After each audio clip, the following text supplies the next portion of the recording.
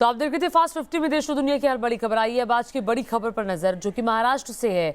Corona के मामलों में लगातार महाराष्ट्र में इजाफा होता जा रहा है। उधर केरल, पंजाब, एमपी में भी कोरोना के केस बढ़े हैं। केरल और महाराष्ट्र में कोरोना के 2 नए स्ट्रेन मिलने से खतरा और ज्यादा बढ़ गया है।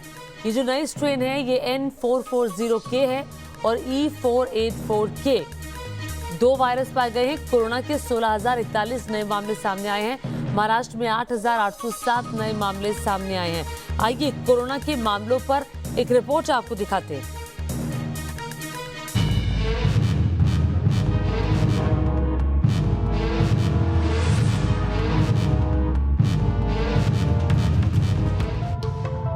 बढ़ती लापरवाही, पांव पसारता कोरोना।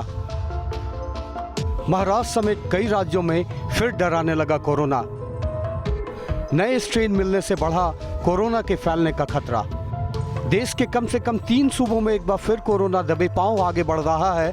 महाराष्ट्र और केरल के बाद पंजाब में भी कोरोना संक्रमण के केस बढ़ रहे हैं। जिन 5 राज्यों में नए केस लगातार बढ़े हैं उनमें पंजाब, महाराष्ट्र, केरल, मध्य प्रदेश और जम्मू कश्मीर शामिल हैं। लेकिन चिंता की बात यह है कि केरल और महाराष्ट्र में कोरोना वायरस के 2 और नए स्ट्रेन की पुष्टि हो चुकी है। इस नए वायरस स्ट्रेन को N440K और E484K का नाम दिया गया है। N440K नाम का स्ट्रेन दक्षिण भारत में ज़्यादा फैल रहा है। देश में कोरोना के नए केस जो दर्ज हो रहे हैं उनमें से 3 राज्यों में केस ज़्यादा हैं।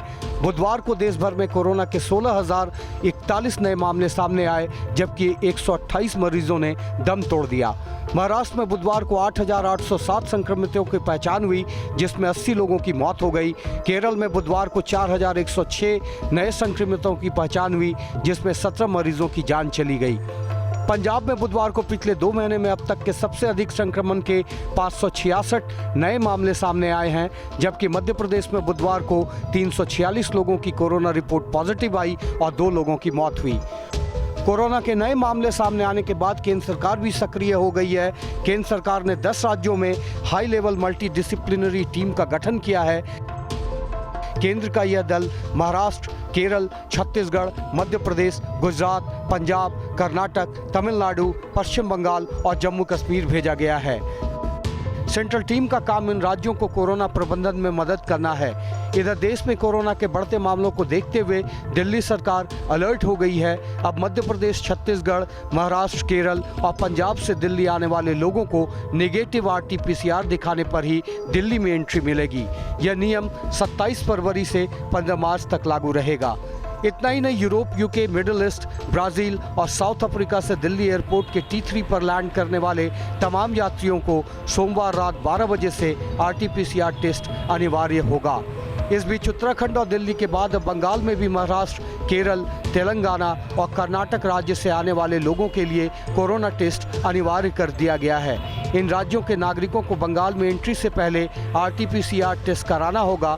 बंगाल सरकार का ये फैसला 27 फरवरी की रात के 12 बजे से लागू हो जाएगा। उधर तमाम कोशिशों के बावजूद भी महाराष्ट्र के कुछ शहरों में कोरोना संक्रमण के हालात नहीं सुधर रहे हैं। महाराष्ट्र में बुधवार के दिन एक बार फिर कोरोना के मामलों में तेजी देखी गई है। बीते 24 घंटों में राज्य में 8,807 नए कोरोना मामले पाए गए हैं। साथ ही कोरोना के कारण 80 मौत दर्ज की गई है।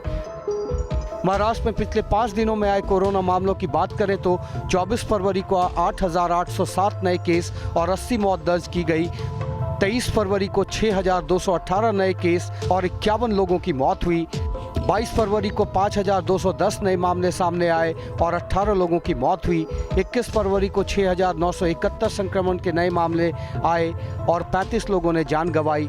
20 फरवरी को कोरोना संक्रमण के 6,281 नए केस आए और 40 लोगों की मौत हुई।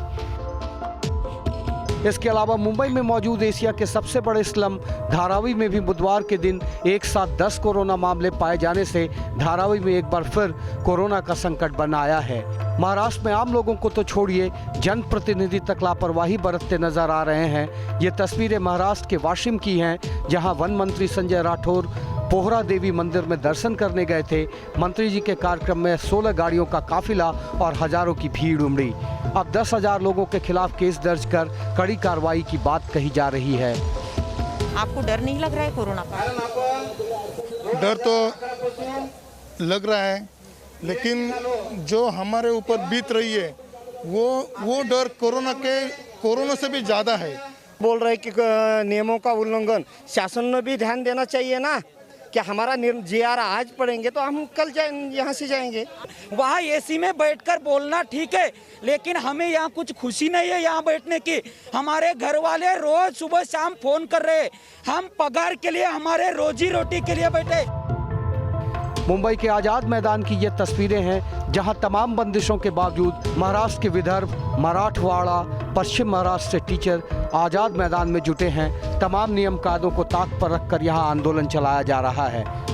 ये डरावनी वाली तस्वीरें महाराष्ट्र के मुंबई के आज़ाद मैदान से आ रही है। कईयों के चेहरे पर मास्क नहीं है, कईयों के चेहरे पर यदि मास्क है तो वो गले तक उतर कर आ गया है। मतलब कि ये डर इन्हें बिल्कुल भी नहीं है कि आखिर कोरोना का खतरा ऐसा ही बढ़ता जाएगा। यहाँ से आंदोलन से होकर वो यदि अपने घर की ओर वापसी करते हैं तो वहाँ पर भी कोरोना के चपेट में इनके परिवार वाले आ सकते हैं।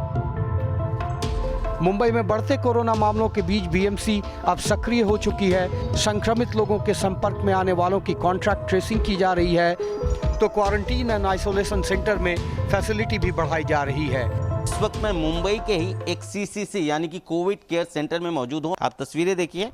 दरअसल ये वो यूनिट्स हैं जो पिछले साल अक्टूबर महीने में जैसे जैसे कोरोना के मामले कम होते गए, इन सेंटरों को बंद कर दिया गया था। लेकिन अब चूंकि मुंबई में एकाएक कोरोना संक्रमण के मामले बढ़े हैं, तो ऐसे में बीएमसी ने जितने वार्ड हैं, यानी कि कुल 24 वार्ड हैं, और सभी को ये निर्देश जारी कर दिया गया है कि हर वार्ड में कम से कम एक कोविड केयर सेंटर हो जहां पर क्वारंटीन और आइसोलेशन फैसिलिटी की जाए, और इसी के तहत ये तैयारियां की जा रही हैं। कोरोना काल को भारत में 1 साल पूरा होने जा रहा है, लेकिन लोगों की लापरवाही और ढिलाई के कारण एक बार फिर कोरोना दबे पांव दस्तक देने लगा है। नए स्ट्रेन और तेजी से बढ़ रहे कोरोना के नए केस इस बात का संकेत दे रहे हैं कि ये वक्त संभलने का है। मुंबई से श्वेता घुमसे और शैलेंद्र सिंह के साथ टीम न्यूज़ नेशन।